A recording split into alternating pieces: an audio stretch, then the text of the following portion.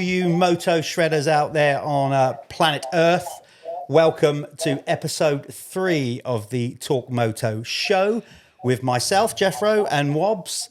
We're excited for this one. We're going to introduce our guest on episode 3 any minute, but we're also excited, Wobbs, to announce... We've got a new title sponsor. We have. Talon, lovely British company. We'll go into already depth. rocking the T-shirt? We are. We'll go into some depth in that in a minute. But they're having their 50th anniversary this year, and they wanted to get on board. So I'll show you some of their products a little bit later on. Yeah, we're really pumped with that. They wanted to work with us. It was a no-brainer. Yeah, so we're excited. We've both worked with the brand down the years, on and off, many times. So really excited about having Talon on board, and we're going to do loads with them this year. So that's really cool. Right, let's get started with this podcast. You're going to be able to find us, of course, for podcasts on Spotify and Apple. And if you're watching on YouTube, keep spreading the love, keep liking, subscribing, keep pressing that like and subscribe button and spreading the word. Talking of spreading words, this man's particularly good at it, we find, which is why we want to get him on more than once. This is just a little intro. Ladies and gentlemen, we are pleased to introduce Mr. Marc de Reuver, live, although we're not going out live. Satellite link. From somewhere in Holland. Where are you? Belgium? Holland? Where are you, Mark? Oh, no Belgium, please. I'm from Holland. I live close to Eindhoven. Oh, okay, cool. So thanks for coming on. Much appreciated. I know it's a pain, but I know you've got plenty to say. I mean... A little bit of background with me and Mark. When I was a Smith guy, Mark was my favourite rider. I'm not just saying that. He was cool. He was never a pain in the ass. He was golden. So, Mark, he says that to every guest we've had on. I do not believe me. He does, I think. Now, Rob is good guy. I love him. He helped me really good when I was riding with his goggles. And we had some fun as well. Yes. We'll talk about those fun moments. I don't know if we can talk about all of it or not, but maybe after this podcast finishes, or maybe another podcast further down the line. I was telling Jeff about the party at Budds Creek for the Nations. Yes. I remember him in fine form. I need to come loose also a little bit. Yes, you do. Yes, you do. You absolutely do. So we've been trying to lace Mark already with some Bacardis for this very first one, just to loosen him up a little bit. But it's usually not a problem trying to get him to drink. He didn't get the memo, so he's a little bit behind me and Wobbs. But I'm sure in future episodes we can get him on and really let fly. Let's get that very quickly before we start talking about the state of the sport and what's happened this year and you being at the GPs and all of that. I can't help but go back, because you just mentioned it, about the Budds Creek party. Let's just all go back there very quickly. That was a big one, wasn't it? That was fun. Mark, I remember the Budds Creek Nations party. I distinctly remember you, and I hope you don't mind me saying this, but obviously it was all in good jest, right? And it absolutely was. I'm not painting Mark in a bad way with this, but I remember... Obviously, Ryan Villapoto being off his nut, getting spun around, everybody dancing on the bar. And I distinctly remember you at some point in the evening, I turned round and you were basically gesturing the Americans in good jest. I just want to point this out. It wasn't bad. You just had both fingers up in the air going, fuck you, man, fuck you. And they were loving it. Can you remember doing that, or were you completely off your nut? Yeah, but those guys make me crazy, man. Americans don't know how to party, man. They just lots of hooping and hollering and not much drinking going on. That was a good party, though, wasn't it? Yes, because there was a lot of European people there. Yeah, Denny Stevenson, Denny Stevenson could party. He's a fun time, Denny. Yeah. No, I like Americans. No, I just to make a joke. Yeah, that's what I'm saying. It was all in good jest. It wasn't anything nasty. It was a proper. So, Mark, to go back anyway, so you had a stellar Grand Prix career. We know that. We'll go over it. You were one of the fastest guys in the world for a long time, especially Lear-Up, Motocross the Nations. Let's just touch on that. On that two-stroke. Like hunting Everts down twice was the coolest thing I think I've ever seen. But you know what's the strange thing about that? Because at that day, that weekend, I was like... So I finished behind Everts and I passed them. And for me, in that moment, it was completely normal in that day, that weekend, because I was fast, I felt good. Already in the first practice, I was saying to my mechanic and to the coach, watch me, I go for the first time in free practice. And they were all laughing. And I did first, I had pole position in free practice. You can still look that up. But now, when I think of it, yeah, it was something special. Still people, how long is it ago? 2004. Was it that long? 20 years ago, people talk about it. It was awesome though, kid. Because didn't you pass him and then crash and then pass him again? Yeah, I passed him, but I was stupid then. I was young and I wanted to win with 50 seconds. But if I just stayed cool, I would win. But I just remember it looking cool, like you weren't touching any bumps, man. You were just cruising around. Everybody else was struggling, and you were just literally surfing. It was awesome. Yeah, without wanting to blow too much smoke up your ass, because I know you well enough, and I don't like doing that. But I remember first seeing you ride. First time I saw you ride was at Hawkstone, and as everybody now harps on about like Jeffrey Hurlins and all that kind of stuff. That to me, at that point, I'd never seen anybody ride sand like that. You know, and I didn't even know who you was, because I think it was the Hawkstone International. International, yeah. I thought, who is that? Who is that? I didn't even know your name. Lanky, skinny thing. I think he was in all white kit. Like, I was like, he's got some arrogance in. He riding around Hawkstone. In white gear. Yeah, in Hawkstone in March or whatever it was, in all white kit. Just absolutely ripping. I was awesome. like, I got to find out who this guy is, you know. So, like, I think you did set a standard right then that kind of like the next generation had with Hurlins. When you first burst onto the scene, man, you were like, that's how you ride sand. This lad's got it going on. Did it feel like that? Have people ever compared you with Hurlins in that sense or not? No, but listen, so Hurlins and me are complete opposite. I was why I ride sand like this. I was very, very small always, very small guy. And I was the smallest of the class. I started only growing when I was 50 years old. Before that, I was always the smallest and the lightest. So I always had to search for the perfect lines and for no bumps. And I always kept that. And Hurlins is just, he takes every bump, but he's just hitting it. He's fast, you know. And but you cannot compare him with me technically wise. Okay, that's a good way to answer this question. Then you're now a coach, so whose technique do you try to teach? Is it a bit of both, or no yours? No, only my view is the best. My view is the best. Oh, that's classic. So with your job now, do you work directly for F&H, or you work for Cowie, or do you work for the riders? Who do you actually? I work for F&H Rock. Okay. F&H. Okay. Yes. And your guys for this year, you got some results. You had some wins this year. Yes, but you know what's a little bit the problem, and we're going to talk about that also later in the other podcast. You know, sometimes I think too much of my own perspective. I'm already a lot less, because before I showed them a corner, and I could not understand. They could not just copy me. Hey, I show you, just do that. But not everybody's the same. But I always look too much from my perspective, and not every rider is the same.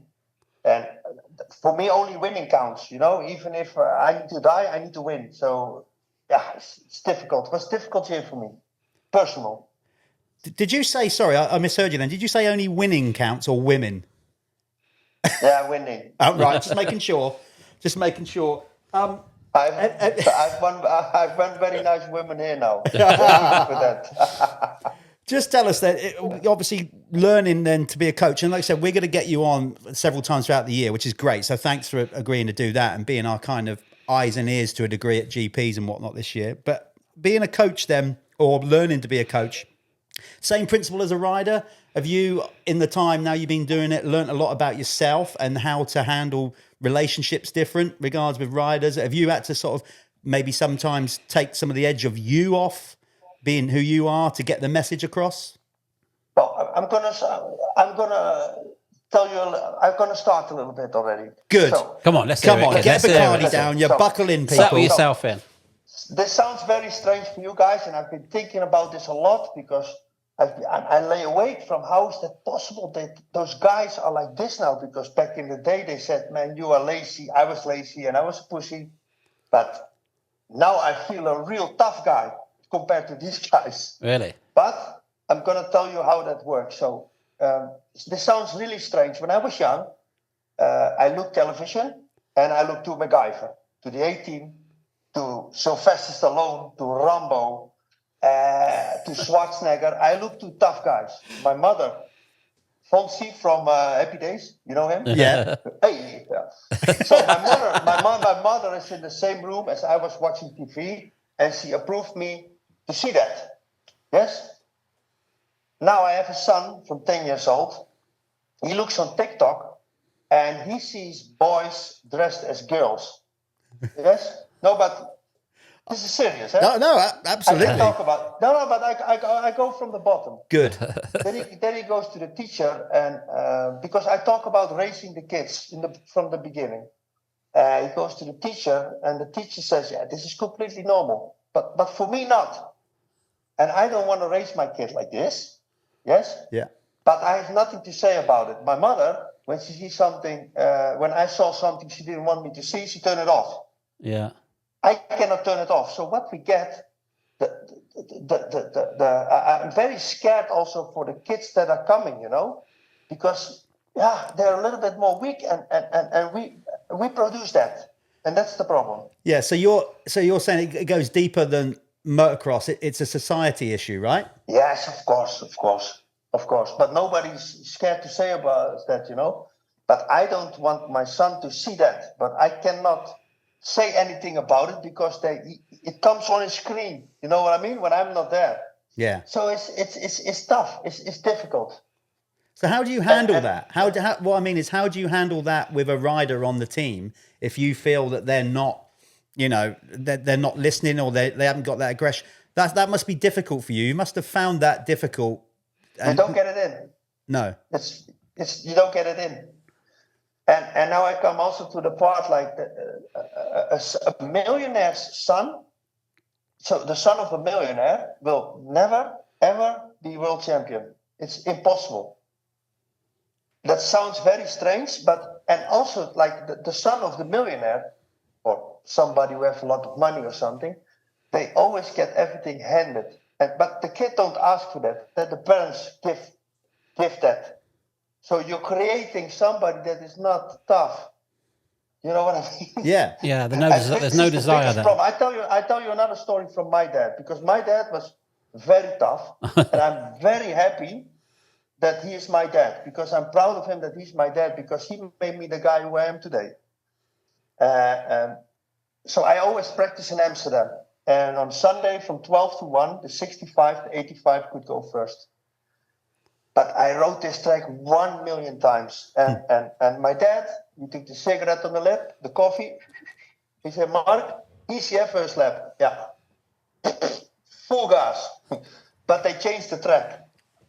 So I make one crash, not normal. So my peak was like that. My goal was like this. The subframe was broken. And I came out of the tunnel. This was how to go out of the track. Man, he saw me. He threw the coffee away. He hit me so hard on my helmet. My ear is still beeping. He threw the bike in the van. And I was sitting with my helmet in the van with my peak like that. We went home.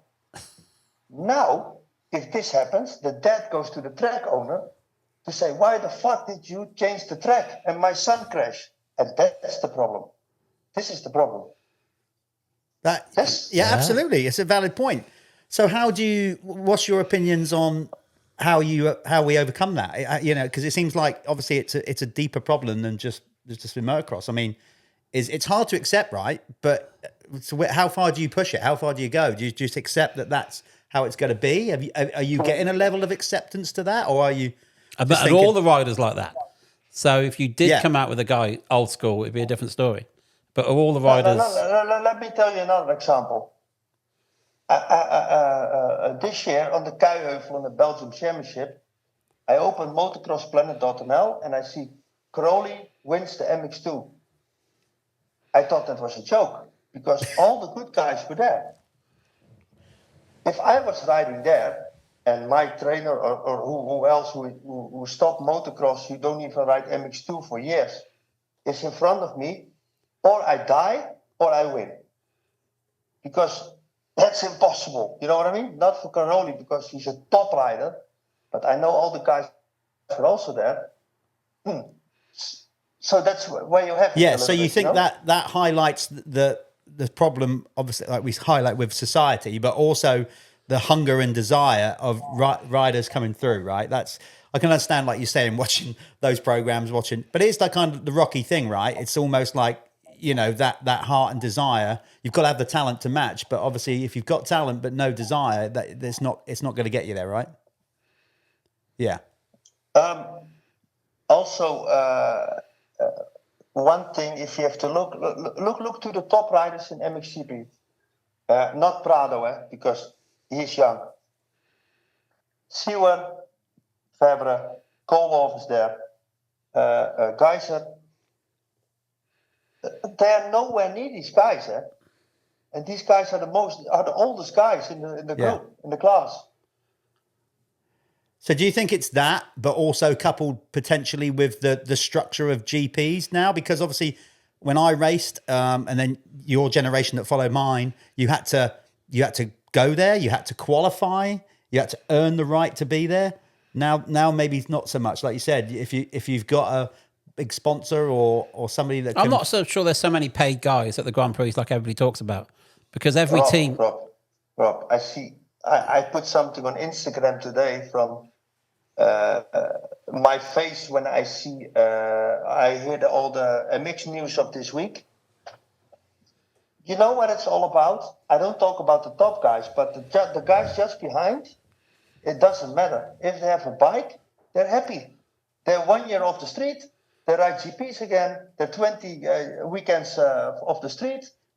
And we're joining again. Top. Yeah. That's that fireworks, man. That's amazing. What suddenly you've brought on special effects? I don't know why I get fireworks.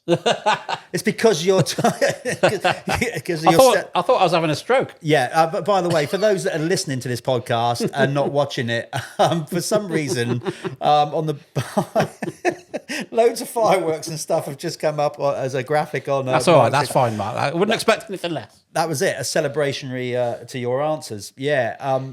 It's a great point, as I said. Guys, now the things I answer now, that brings you a little bit off road. No, that's what's right. I talk not what I want, but what I think. Yeah. And if people like that, it's good. If not, also good. But I will never change for nobody. That's why we want you on, Mark. That's why we want you here. We don't want somebody. We're trying to steer away from some of the modern riders who are so corporate and they're so scared of what they say. They're no good to us. We want people with stories. We want people who've got nothing to lose. Yeah, we very much want this podcast to be like we're sat in a pub just chewing the fat. There's no script to it. We've never really done that. And we don't want to start doing that. So That's another reason why we want to get you on throughout the year, because obviously we've got you on now in the off season. So when things actually get rolling and there's subjects and stuff to talk about, we absolutely want to get your opinion on it. So we're excited that you've agreed, albeit literally just before we started rolling. Oh my God, it's all a bit last minute. Sorry, you're going to come on more times throughout the year. So let's talk about this year then, like regards of your we know that you do your coaching role there, but how's that been? How many years are you into doing that job now with FH? What's that, 3-4 years? It's gone quicker than you. 2017, man, with Paul Jonas. Yeah, so quite a while already, and 6 years, yes. Yeah. 7. You enjoy it? Yes, it's my life. Good. Very much. My life. Even though it frustrates the shit out of you sometimes, but sounds like the sounds. Yeah, like but if you didn't care, then it'd be a problem. Yeah. Then it'd be a problem. So the problem is let's talk about. You say.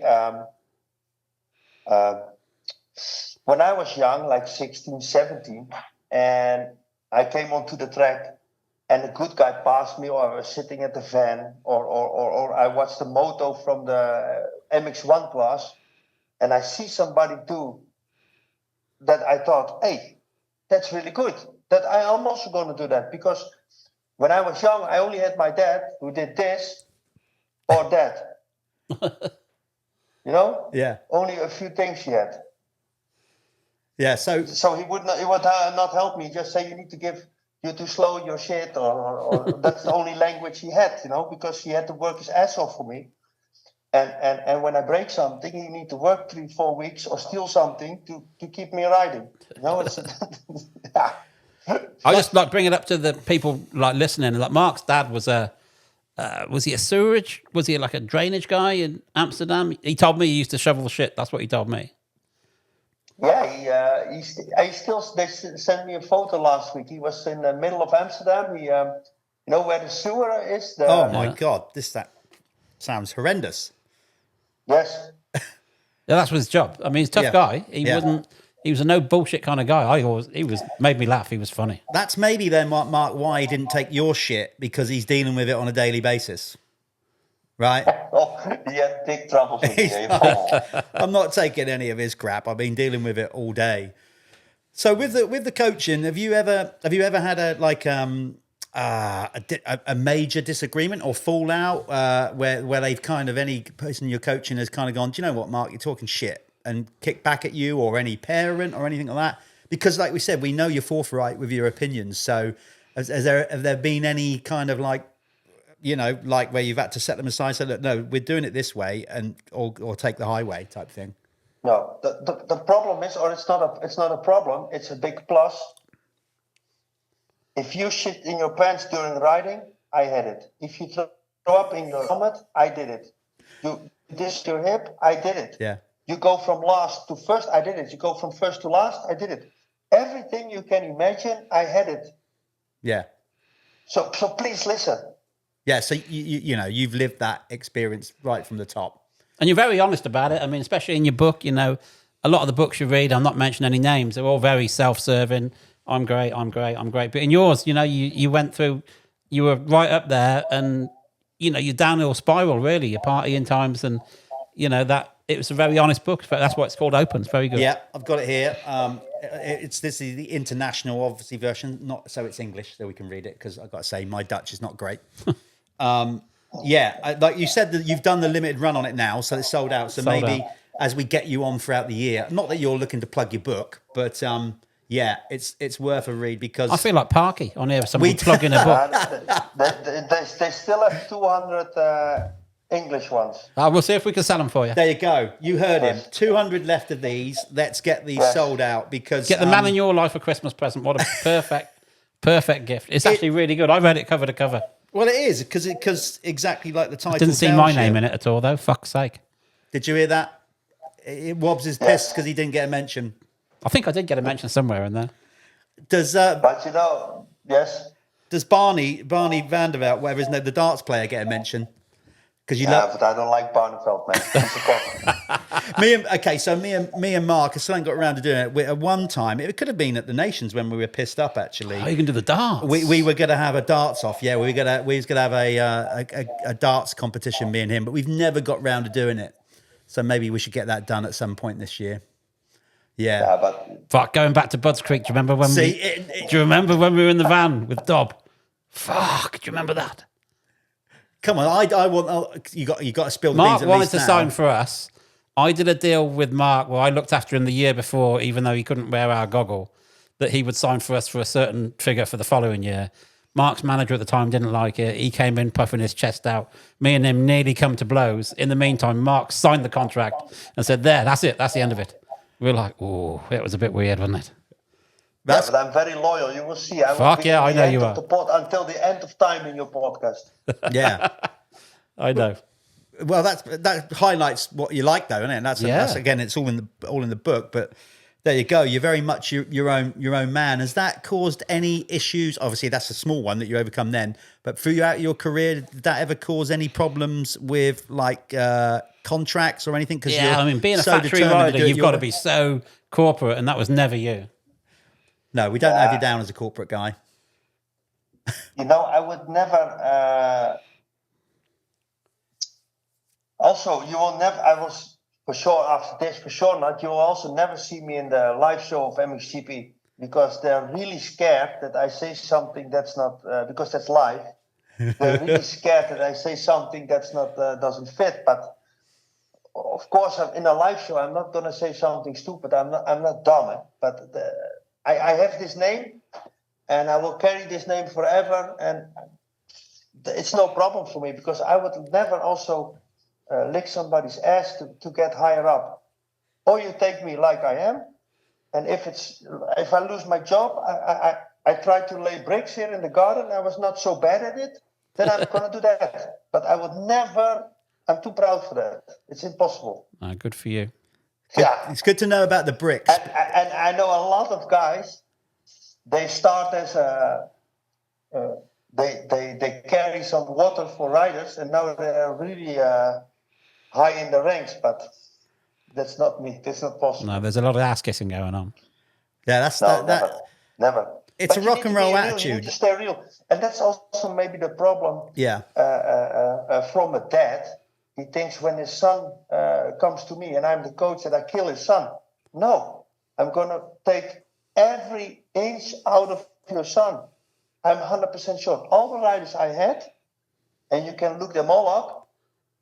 After they left me, F&H, us, it's not going much up anymore. They're more going down. And I'm not going to say any names because I don't like that. But for my own feeling, it's really good because I know I do a good job, and I know if you want to come to me, I squeeze every inch out of you, and you're going to go on the podium. So because of who you are and your attitude to life and your brutal honesty with yourself, have you had many regrets? I should imagine not as many as a lot of people because you're just there. You're living. You're not in the that moment. kind of guy to regret what you do. You'd stand by it, I'm sure.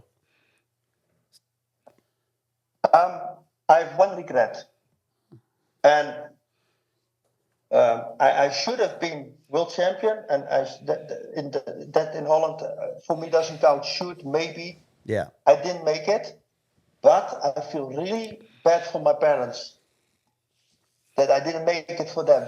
For me, it's no problem because I fucked up. But I feel really shit that I could not take one championship for my parents because they sacrificed everything for me. And my sister also. But that I'm going to take in my coffin that I didn't take one championship for them. That's the only regret I have. For the rest, nothing. Really? In the entire sport, no regrets over making the wrong decision with going with a team or something you said or anything like that? No. Yeah. Listen, from, let's say, so 2001, when you saw me in that white gear on the black bike on Oxton Park. So let's say my career is from 2001 until 2009, when I make that big crash. That's my career. And after that, you know why I just told you about I have a bike again, I can ride again 1 year? Because I did that also. Yeah. I also did that. You know, after 2009, I had the HSC contract. You can read in the book, I made such a big crash. I was so injured. I couldn't get a good ride anymore. It didn't matter for me what bike I had. I just needed to be off the streets for 1 more year. And that's how I also rode the last, let's say, 2010, 11, 12, 13. And then the last years of my career, I really pushed again. But yeah, it was too late. It was too late. Yeah. That's I mean, to dissect it like that and almost, I suppose, at the back of your mind or in your heart of hearts, you kind of knew that, although there's no regrets about it, other than the loss of potential world championship, that you kind of signify the end of your real career after that moment, and yet you carried on, but really, like, you kind of knew deep down then that you was never potentially going to get back to that level. Nah, never. Well, and you knew that. Did you know that at the time? Did you have that feeling in your heart and in your head? And you still, yes. Yeah. Yes, it was over. But I was so spoiled from 2001 to 2009. I had so much money, and I had the best bikes. I had the best mechanics. And from one day to another, Best goggle guy. That was gone. I could earn some money still, but that mechanic who came with his van to my house to pick me up to go riding, that was gone. You know? Yeah. And, well, I don't know because I never got to that level. But in motocross, you lose so much from one to the other day. Yeah. But that's life, because you need to deliver. And if you don't deliver, you're out. Mind you needed a few mechanics on that first 4-stroke KTM. Fuck, how many of them did you blow up? Yeah, minimum 3 a weekend, every weekend. When was you conscious? Because I certainly can remember people in the UK calling you Marc de Reuver. Did that nickname come over to? So in the UK for a little while there, or when you got on those 4-stroke, you kind of got the nickname Marc de Reuver because obviously, like you were hard on the valves. Oh my god! And was you never conscious of that nickname? But I need to tell you something. I never, ever burned any clutch. No. Never. No, I It shouldn't didn't last, imagine. it didn't last long enough. So what I want to say is that I didn't kill the bike with the, but I think maybe I was too fast for the material. I don't know, but I was really good for the engine. I never take one clutch out. No. Never. But then things were fast when they were running, and then they got the hang of it. The fastest bike there now. So But that bike was cheating, man. The 2004 bike. Oh. Yeah, was we fast. did. Going back to the moto days, we tested. I don't think it was your bike, but we tested. Who was your teammates at the time? Remind me. Was it Downey? He went world champion on it. Townley, Yeah. So I think we did test Townley's bike. Tested one of them. I don't know. Yeah, in Moto magazine at the time, not yours. Yeah, and I obviously rode it. I was coming towards the end of my career at that point, and I tested them, and exactly that. I can also remember testing fast. Jamie Dobbs 125 and just thinking, well, come on, how's that even fair? It's cheating, yeah. Yeah, but ridiculously. But also the 125 from KTM, it was. Didn't matter where I was. If I did a race with 250s, 2-strokes, I always took one shot. Yeah, we had the same with. Or I was in the front. We had the same with Finbar when he tested Ivan Tedesco's KXF Pro Circuit bike. Yeah. And they let him ride a stock bike because we had 18 minutes on the hour meter left. And he went out on the production bike just to get the learn of the track. And he went out on the factory bike and he came past us first lap. He shouted at me, "This is fucking cheating." And the thing was so fast. But 18 minutes, we had to turn it off. Yeah. It was good. It was good. It made a big... Now you talk about this bike, and now I come back to the guys nowadays.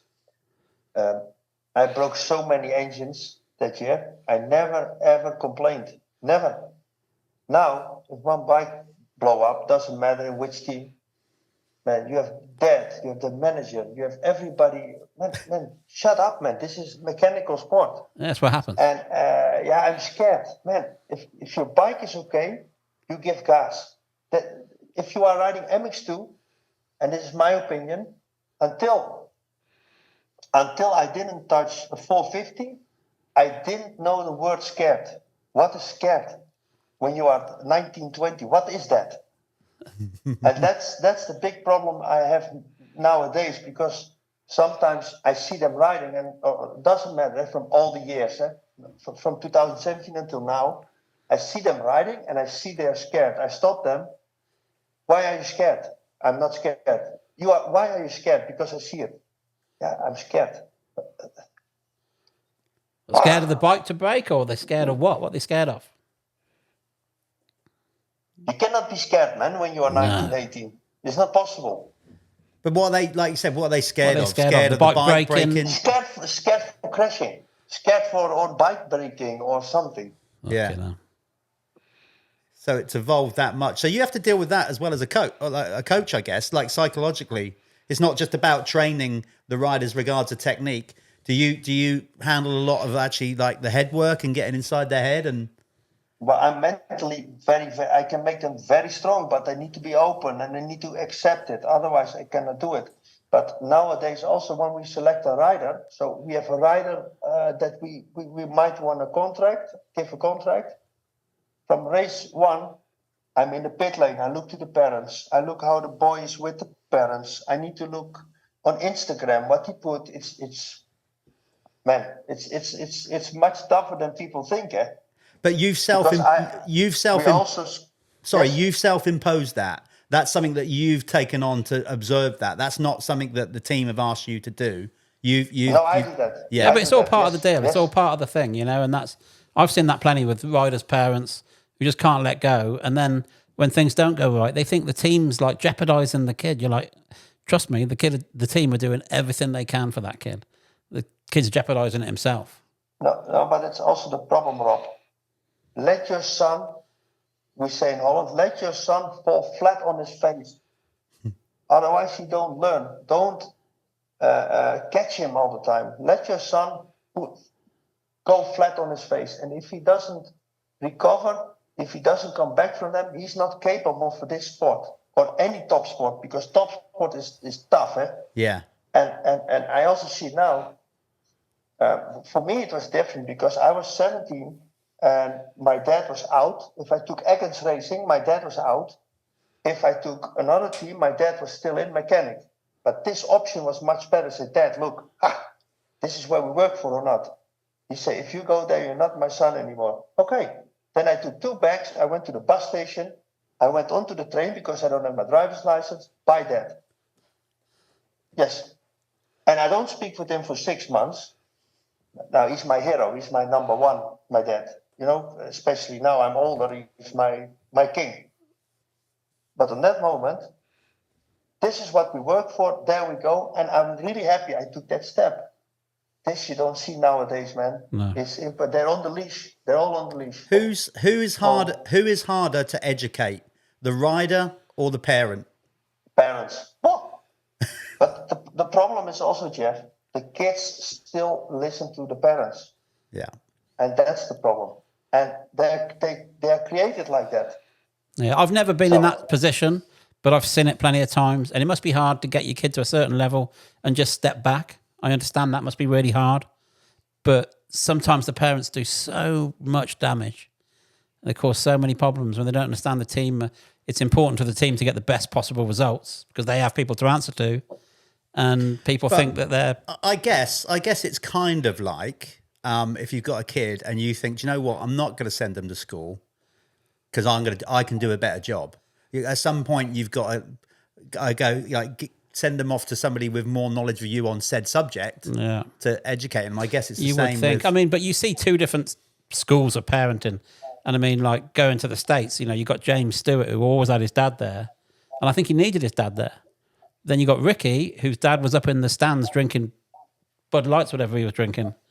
And he would walk past the truck twice in an evening, you know what I mean? And Ricky was a different guy. I remember we were at Anaheim 05. Remember the mud race, Anaheim 05? It was so horrible. God. And I'm in there and I've got like 25 pairs of roll-offs for Tortelli ready to go. I'm in the Suzuki truck. And I remember Ricky on the bike and they're taping up the handguards and they're spraying oil inside the fenders, trying to stop the mud and everything. I remember stood there watching Ricky's dad walked in the truck with a beer in his hand. He tapped the front fender. And all he said was like, don't forget, he said, you ain't going to win the championship tonight, but you're sure as fuck lose it.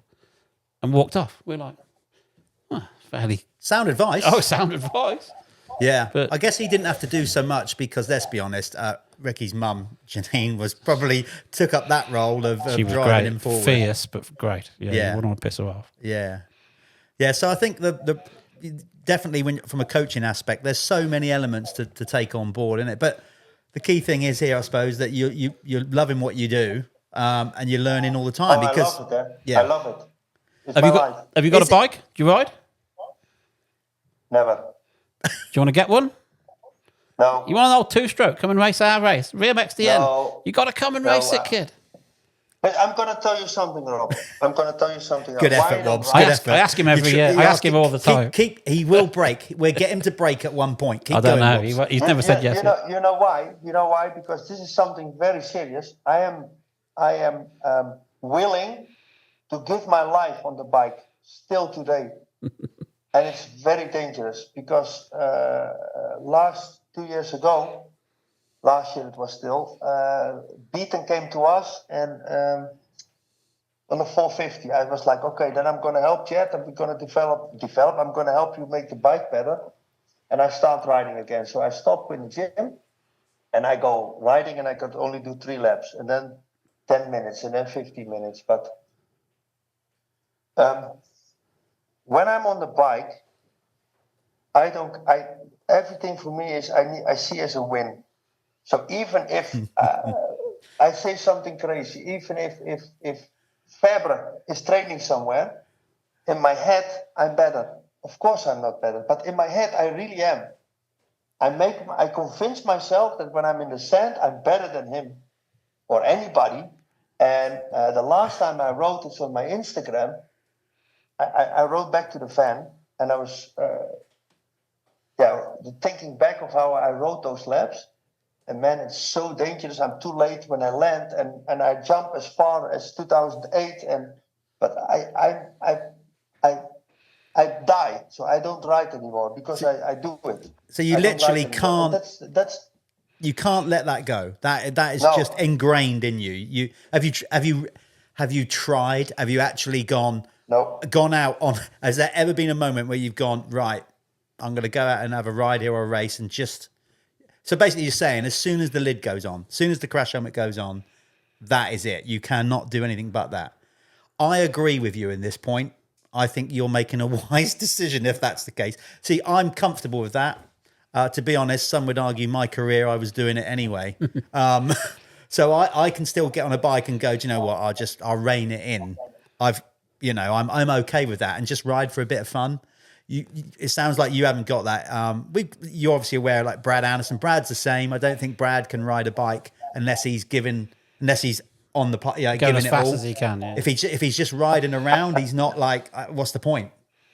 I love him. Yeah, yeah. That's why we got to keep trying to convince you. Maybe we can convince you to just come and drink some beer with us, Mark. How about that? Yes. Let's do that.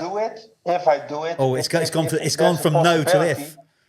Because I'm thinking about it, but then I need to go out of the gym. I need to train 3 months. It's only 6 laps, kid. Seeing me, then I come back like. It's only 6 laps. Mate, nobody expected. You can ride 3 laps without holding your breath, man. Yeah. You'll be all right. It's all right. We know a good trainer that you get you in shape. Just look in the mirror and train yourself. Well, at least come. You at least got to come over to the event, and maybe I can see it now, Wobbs. I can see it now. It clashes with the Grand Prix this year. I know it does, but in future times, Switzerland or somewhere. VMX DN at Foxhill. If he can't ride, it's a celebrity darts off on the Very stage. much so. At least that. Yeah. So we're going to be doing a live podcast this year, so maybe we can get you on, get some Bacardis into you. So how, if you had to assess... serious question. No, it's not that serious, because we're going to get him on loads, and I'm made up that you've agreed that you're going to come on more times throughout the year. So as we're getting towards the end of 2023, like from your standpoint, regards of the season and a recap, marking from 1 to 10, how's it gone for the team and for you this year, do you think? Yeah, for me, not good. And I think for the team also not good, because also people need to understand that, and there's no excuse, because I hate excuses. Our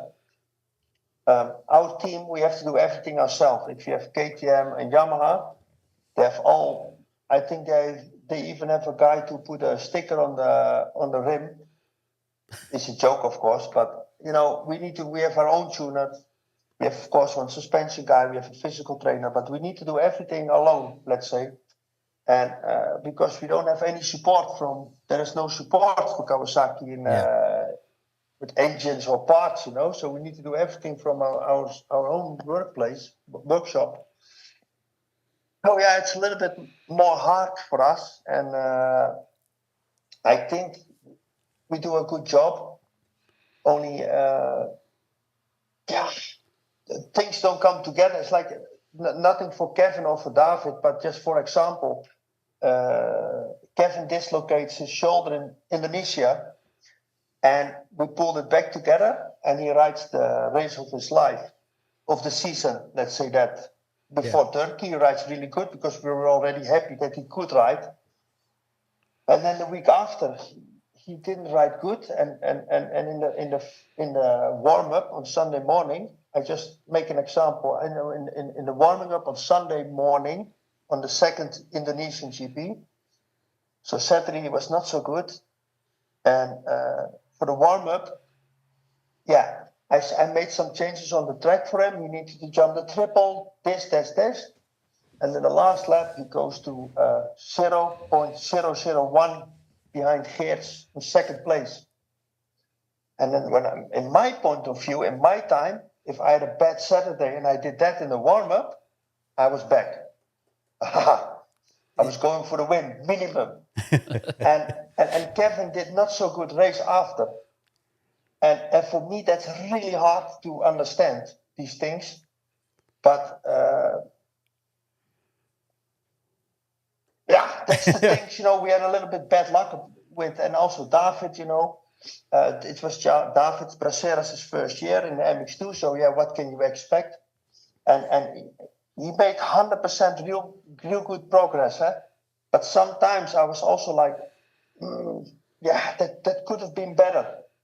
So, but the problem is also I have a winning mind, and I want to be on the number one spot every weekend, but that's not possible.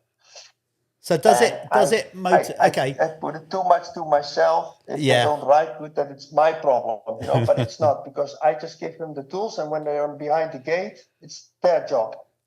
And even then I give them signs on the pit board, but it's nothing you can do. We had Mark Chamberlain, who's the British Motocross Nations manager, and we were asking, like, where's all the talent? Where's all the British kids coming? I mean, in the 90s, there was 15 British guys doing 500 Grand Prix, and now we got none. And I don't know whether it's but there's less guys on the track. I mean, if there's 20 guys on the start line, there's obviously only 3 or 4 from each country. I don't know where we're going wrong as British. Where's all the talent? I don't know. Where's the Grand Prix riders? Are you seeing less talent coming through over there, Mark? I mean, we're getting into this with another podcast because it's more. Let's just scrape the surface a bit, guys. I need to be really honest now. I was in Romania in the World Championship, and of course there was also a rider from Great Britain. Yeah, and they're a little bit. Understand what I mean? Yeah, sorry, I have to say. No. What do you mean? They want in condition. They want fit. Is that what you're like? They're not. Yeah. No, and I know they're kids, but 40 kids passed, and I know exactly which kid was from Great Britain. and not because of the jersey. I'm honest. Yeah. And that's also my problem. What I have with the kids a little bit. Like, we need a faster bike. Yeah, but maybe you also need to lose some kilos. What you want? Yeah. We need to get more British kids over to him, then, don't we? I think so. Bash them into shape. I think so. I mean, like, none of us want to see the sport grow any more than us. We want to see it. Want us to go back to the glory days, but I just don't. I don't know how to get back there. Maybe Dave Willett's our saviour. I don't know. If you guys want something, I think you guys also need to come over to Holland. And Belgium, that's a conversation because you have no tracks. Yeah. That we were speaking about that in episode 1 with Mark Chamberlain, but saying just that, trying to get more Brits to come over and race. I mean, I've got to backtrack a little bit. We do have a few guys. Yeah. I mean, there's Billy Askew. He's definitely the real deal. Yeah, that's I mentioned in episode 1. There's a few players. We've got riders with talent, but we're not getting the platform over here, and so you got to think, like at 16, Malin and Dodd were like winning Grand Prix. Yeah. And it's like, I don't know. It doesn't seem like we've got the depth of talent now. I just don't know. One thing that kind of struck my mind there when you was talking about the team and how the year's gone. Do you, obviously because you're not a factory team, does that motivate you further by being, slightly the underdog? Do you thrive on that? Like you said, you want to win every time. So how do you manage that expectation and frustration? Because you said, you do want to go out there and you expect your riders to win every time. But the reality is that obviously it's a bit harder to do that if you haven't got factory support. So where do you sit on that? Do you just sometimes drive home from a GP and thinking, I've got to put my reality head on. That was probably about the best we could have done with the equipment we've got. No, you can say how it is, eh? Yeah. This is true what you say, but also if you've seen how many times Kevin had a whole shot. Yes, yeah. And David was in the front also. Yeah. And it's the bike, but also the technique. And of course, you see a lot of people with iPads. Yeah. I call them iPad trainers. I only use my iPhone for starts, for the position on the bike and stuff. I've never, ever filmed one rider and tell my riders, look, you need to do it like that. Never. Yeah, what works for one guy don't work. And also in Argentina, Kevin took a whole shot. And after that, I've seen several riders go to the exact same start position as Kevin with one block, and the body position they fully copied our start.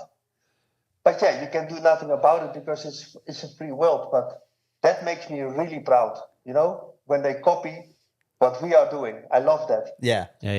But in the end, it brings nothing, But but you're gonna.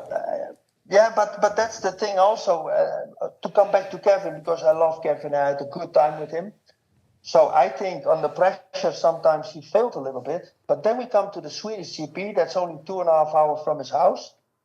man, he takes 3 hole shots in the weekend. He's leading races. So that's very confusing for me.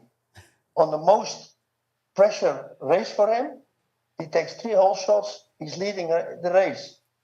Kevin, how is that possible? But you know what I mean? Yeah. And then I look to myself, and I didn't have that, you know. And it's difficult that to come in everybody's head. So where they're are you? not all the same. And next year I have 2 riders again, new ones, so I need to start all over again. Yeah. Who's on the team next year? I cannot say that. Okay. You tried, Wobbs. Try again. Because we had him just a I'm minute not trying ago. to trip him up. Hold on, I'm not Wobbs. trying to trip him up. Just a minute ago, we had him from saying he's never going to ride to saying If I within was to 5 ride. minutes to if. If I was to ride. So let's just keep, nudging him, and he might break. We need to get some more. Mind you, he's pretty stubborn, isn't he? He is We've very worked this out already. We're going to get him enough times. Okay, you're not going to say who's on the team, but what happens now regards of where you're at? Are you taking a break from training? Have you already started training? Now, half November we start again. After November or in November? Sorry. After. So you take November off. Half. So what does Marc de Reuver do when he's not trackside, yelling instructions and doing what are you going to do in that downtime? So, to tell you another problem for me, I cannot sit on the sofa. Linda, that's genoeg. She's doing the wood in the fireplace, but she put too much in. So I tell her Let's not too have much. that on. I mean, I know for people listening audio, you wouldn't see it, but the last thing we need is your house going up. Yeah, while you're Yes. So you well What obviously did we talk about? we were saying about what do you do in your downtime? Obviously, So I train now because I'm also let's say the trainer from the Dutch kids, from the youth kids, and of course they're all in Holland because I'm the coach from the Dutch kids, and I spend my time with them now because if this guy sits on the sofa, my head is 24/7 working, and then when I sit on the sofa, it goes wrong. I haven't got that problem. I'm gonna hurt all the people around me, and I don't want that. yeah. So you need to I'm a keep stage active. guy, eh? Yeah. I tell you. Need to keep wired. Well, we need to keep you keeping those thoughts. So when we get you on, you're absolutely amped. That's what we But I need. tell you something, Jeff, Rob, this podcast is something I really look forward to because then I can talk and I can take everything off my shoulder, and I really like this. We'll get you on board as much as you I'm want. almost. I got to. Therapy. Good. This is therapy. Doc, we need to get you in and sit on Wobbs and Jeff's couch. But this is technically what you're doing. Yeah, we're basically going to give you sessions throughout the year. I can't wait. I can't wait till something like really a real talking point happens at GPs and get you in on that. We'll get your opinions. So we're going to keep this first one to somewhere around about an hour long. So we haven't got very long left. So let's sign off with. I want to talk about obviously the Motocross of Nations just been and gone. We started episode 1 with Mark Chamberlain talking about the British point of view and how it went. As a proud Dutchman, obviously it kind of derailed on Saturday because, you guys over the last 4 or 5 years have now gone from potentially going, they might scrape a podium or whatever, to, for the best part, thinking real contenders, if they stay all fit and the riders, okay, Jeffrey was out this year, but you still had a strong team. So, how disappointed was you on Saturday? Obviously, when Glenn had that incident. A lot, Yeah. because I'm like an American, but then in Holland. We've seen it. We've seen it at the party. We've seen your passion at the after party. So we know it's like. I am Dutch, man. If you cut me open, the cheese melt out of my body. That's how Dutch I am.